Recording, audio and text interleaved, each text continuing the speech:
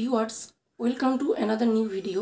আরও একটি নতুন ভিডিওতে আপনাদের সকলকে স্বাগত জানাই। আপনারা দেখছেন আপনাদের চ্যানেল স্বপ্নের ভূগোল।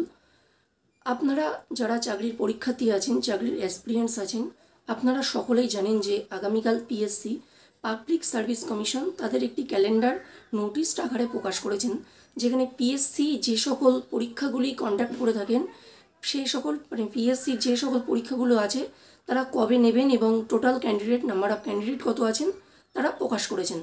আমি আপনাদের সাথে আজ আলোচনা করতে চাচ্ছি যে পিএসসি ক্লার্কশিপ দুটো পার্টে পরীক্ষা হয়, পার্ট 1 পার্ট 2। পার্ট 1 প্রিলিমিনারি আকারে পরীক্ষা হয় আর পার্ট 2 মেন্স। পার্ট 2 পরীক্ষায় পাশ করলে তবেই আপনি পার্ট 2তে পরীক্ষায় বসতে পারবেন।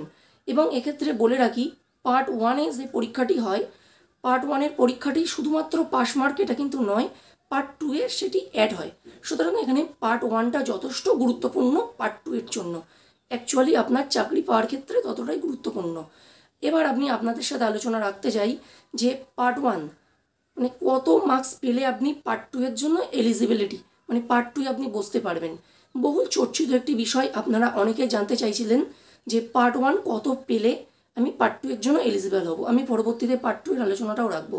আজ আলোচনা রাখবো পার্ট 1।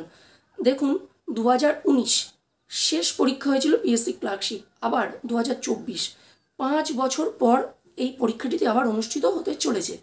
সুতরাং প্রতিযোগিতা কিন্তু বাড়তে চলেছে। যদি আমরা ফুড এসআইয়ের দিকে তাকাই, ফুড এসআই কিন্তু 12 লাখ সামথিং অ্যাপ্লিকেন্ট হয়েছিল। সেই জায়গায় দাঁড়িয়ে অ্যাপ্লিকেন্ট অনেকটাই কম, কিন্তু প্রতিযোগিতা কিন্তু কম হচ্ছে না। আগের বার যদি আমি কাট অফটা দেখি, 2019 সালের কথা বলছি, দেখুন জেনারেলে কাট অফ এসেছিল 65 সামথিং, 65।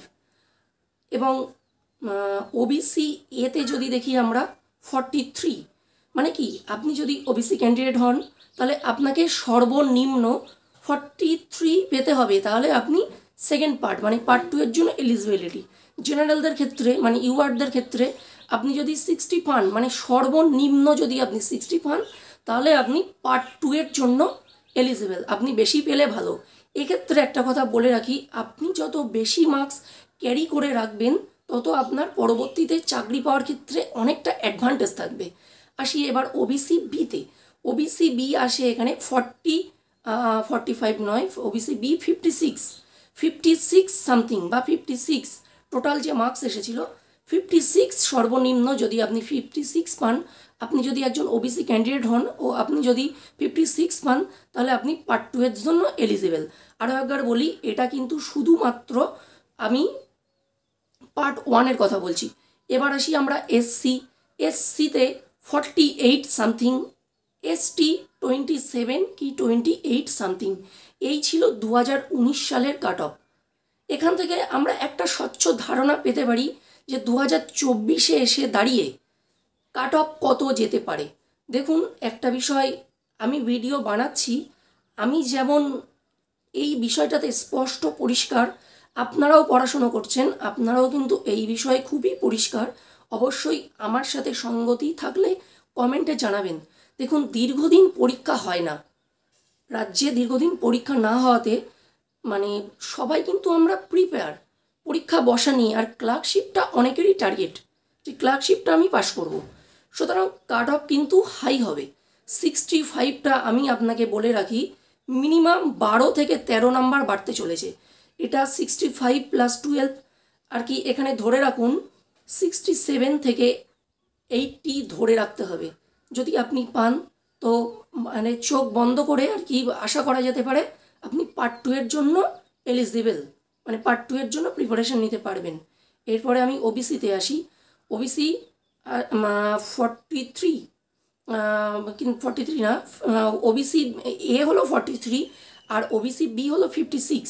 তাহলে এই দুটো জায়গায় প্যারালালি 10 করে আপনি বাড়িয়ে রাখুন, যে 43 আপনাকে পেতে হবে 43 + 10 53, আর 56 + 10 66।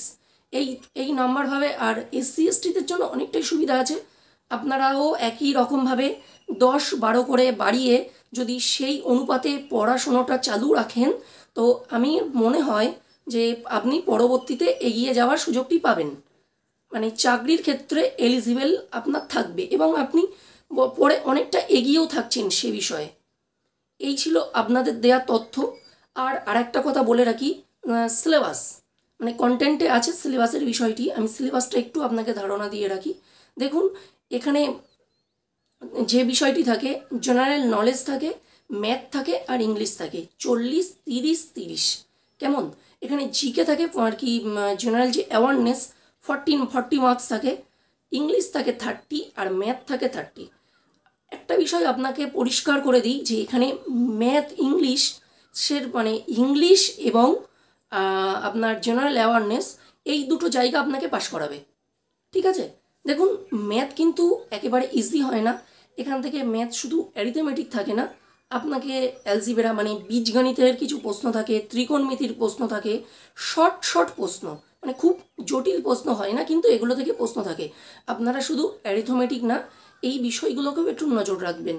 আর ইংলিশ খুব ভালোভাবে প্র্যাকটিস না থাকলে পরবর্তীতে যে পার্ট 2 এর পরীক্ষা আছে সেখানে আপনার অনেক সমস্যা হবে, কারণ সেখানে ডেসক্রিপটিভের ব্যাপারটা আছে। আপনি যদি পার্ট 2 এর বিষয় জানতে চান, আপনাদের যদি কোনো কোয়ারিজ থাকে তাহলে আমাদেরকে কমেন্ট করে জানাবেন, নয়তো আমরা বুঝতে পারবো না আপনাদের প্রয়োজন আছে কি। যেহেতু পার্ট 1 এর ব্যাপারটা অনেকেই আমার কাছে জানতে চেয়েছিল, আমি সেই বিষয়ে একটি ভিডিও তৈরি করলাম। যাই হোক, আজকের ভিডিও এই পর্যন্ত। ভিডিওটি প্রথম থেকে শেষ পর্যন্ত দেখার জন্য সকলকেই অসংখ্য ধন্যবাদ। আর আরও একবার আপনাদেরকে বলে রাখি, ভিডিওটি অতি অবশ্যই সাবস্ক্রাইব করবেন ও আমাদের প্রতিটি video time to time update পাওয়ার জন্য পাশে থাকা বেল আইকনটি প্রেস করবেন। আজকের ভিডিও এই পর্যন্ত।